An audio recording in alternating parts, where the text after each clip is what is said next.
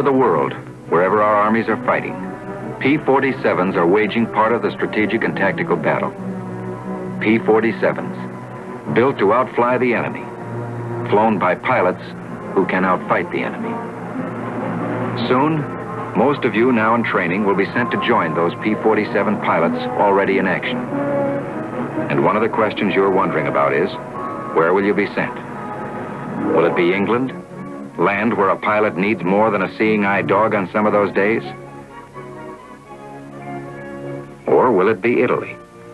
Famous for its works of art, but equally noted for its mud. Or will you be sent to the Orient and China, a faraway land where there are many things that you may find strange and not recognize?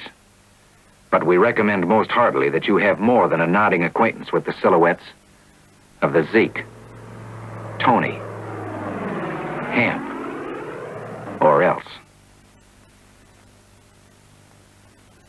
England, Italy, China, the South Pacific, those are some of the places to which you might be sent. However, no one can tell you to which theater you will be assigned. But there are certain phases of the job you are being trained for that we can tell you about. Boredom, poor living facilities, insects, heat, rain, snow, malaria, any of these may be yours. And the effect of them, month after month, will bring an increasing tenseness, an increasing susceptibility to get on each other's nerves that must be guarded against. For there's no use regretting arguments with another pilot once his seat at the mess hall is empty. And some of the seats will be empty. When that happens, part of the realization of how grim a business war is will have come to you. But no matter where you're based, no matter what kind of mission you have to fly, you will be expected to continue doing your job nevertheless. And as you were told, it's not a job which consists solely of doing this.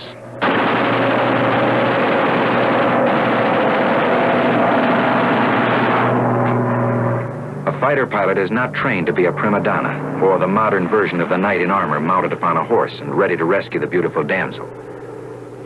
He is a minute cog fitted in the vastest war machine ever conceived. A cog so machined that it will perform certain operations. But the best way to tell you about those operations is to tell you about war as waged by P-47 pilots in one day all over the world.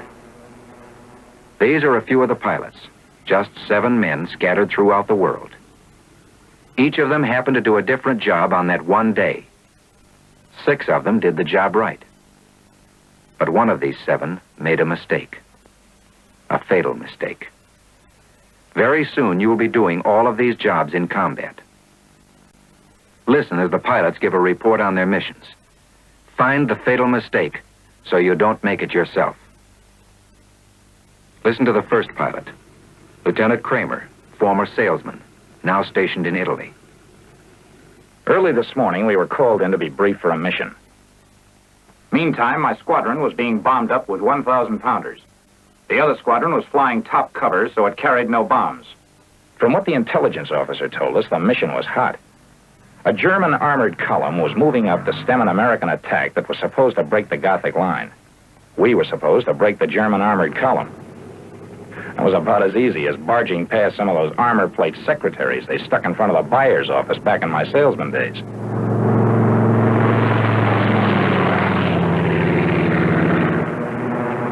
After we took off, we joined formation and headed for the target. In about 20 minutes, we reached the target area and my leader started down.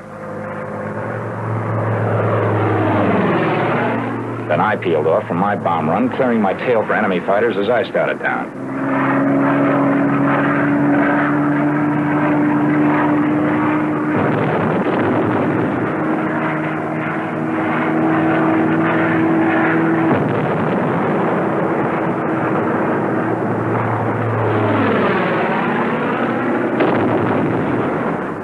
On my way out, I cleared my tail again. Then I made a steep climbing turn away from the target and rejoined formation on my leader. The next day, the ground forces sent back a report as to the damage we'd done.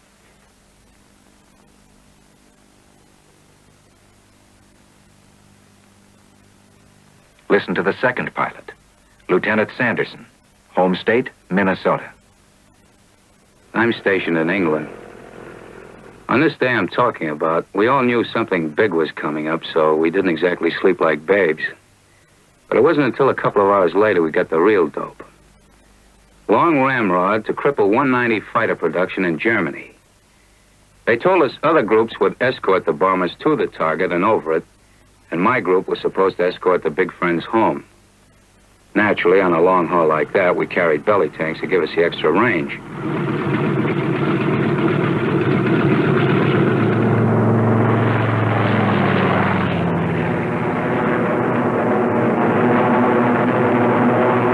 We rendezvoused at 1400 hours, exactly as briefed, just as the bombers withdrew from the target area. At that point, a swarm of fighters started up after them. So we positioned ourselves to ward off the attack.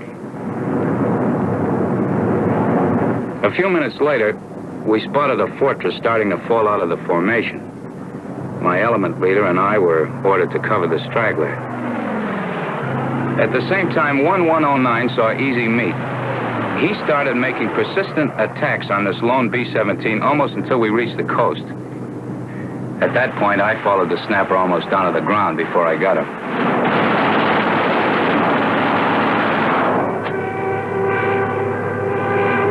And it gave me my 5th German plane.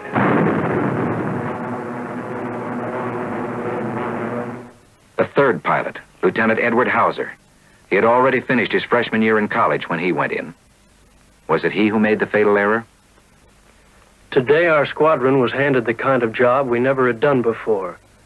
And in the South Pacific, you get some queer ones. We were supposed to lay a smokescreen to cover an airborne invasion behind Jap lines. In spite of the 2 tanks under the wings, the plane handled just as good as she always did.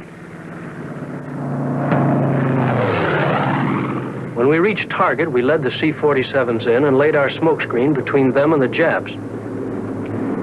That way, the paratroops were able to jump and assemble on the ground, screened from enemy fire. The operation was successful. But I'd still rather be the guy who lays the smokescreen than the one who does the jumping. The fourth pilot, Lieutenant John Hoffman, former assistant mortician, now looking for business in the CBI theater. My mission was destruction of ground installations behind enemy lines by use of airborne rockets. Photo Joes and P-38s had covered the area. With the pictures, intelligence had pinpointed a Jap ammunition dump. If we hit the dump, there'd be no problem about the rest of the place. With the one flight of my squadron that was scheduled for the mission, I took off and hedge-hopped all the way to the target. When we reached the target area, we immediately spotted the ammo dump and started making individual runs. Using my gun sight, the same as when I fire my 50s, I squeezed the tit. Nobody can argue much about how successful the results were. The 5th pilot is Lieutenant Leonard Stiles, former Hollywood cameraman, now seeking local color over European skies. The only thing I don't like about a fighter sweep is you have to get up too early. But don't get me wrong, there are rougher ways to fight a war than in the Air Force. We took off and assembled in combat formation as a squadron. After crossing the lines, we stooged around enemy airdromes for a while. As we were circling over one of them, Blue Flight Leader called, A+ twin-engine fighters at 3 o'clock below. Let's go get them.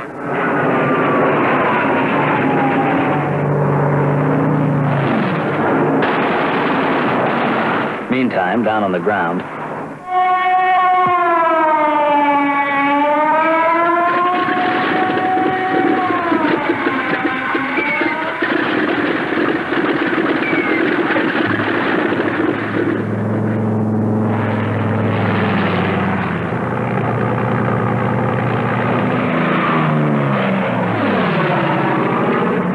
they climbed rapidly to gain altitude for an attack.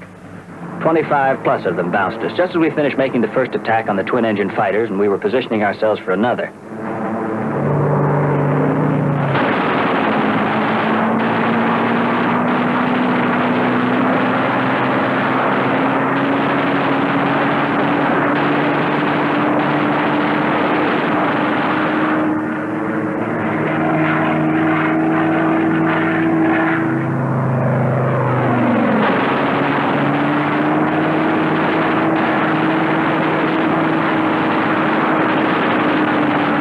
When we began running low on ammunition, we returned to base.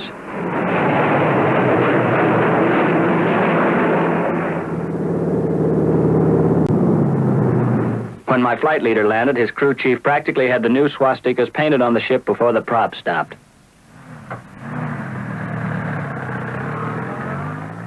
Did Lieutenant Edward Taylor, former professional football player, make the fatal mistake that day?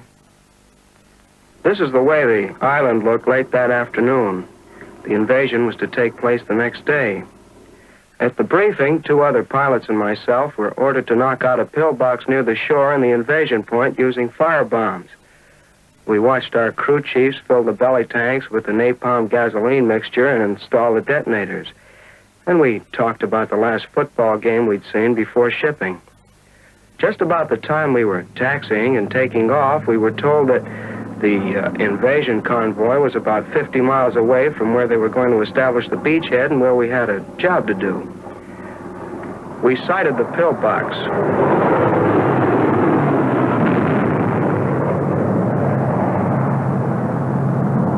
We hit the Jap target right on the nose.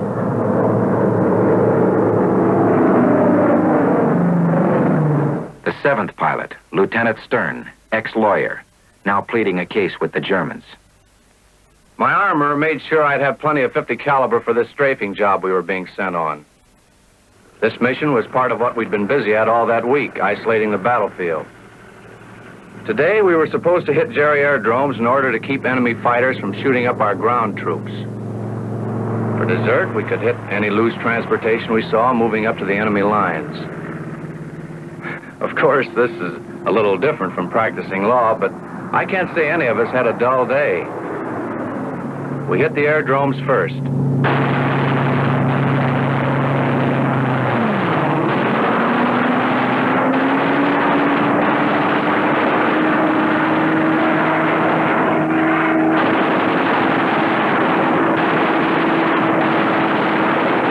Then we rejoined formation. But on the way home, we saw our dessert.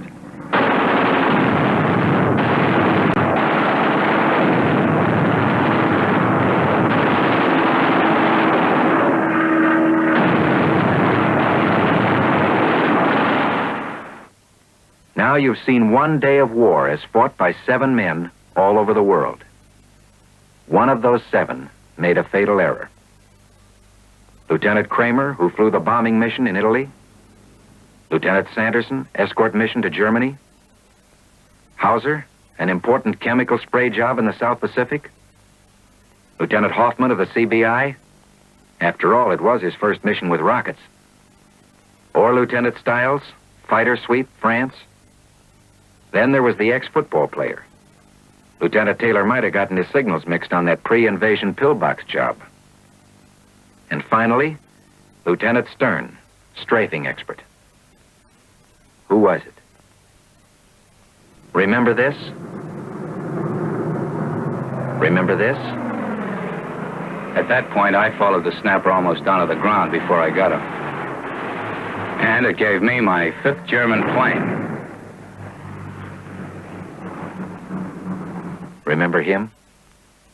Lieutenant Sanderson, who on an escort mission shot down his 5th German plane and became an ace.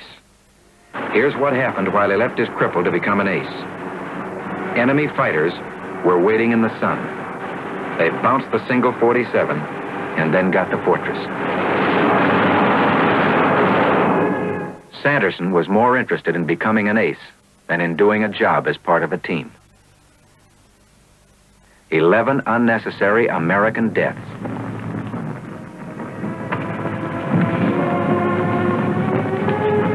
Two airplanes are a lot to be responsible for. Do your job as it should be done, as part of a team, and that responsibility will never be yours. For to help you do it, you've been given a weapon that has already proven itself. A weapon that is equal to or better than anything in enemy skies today.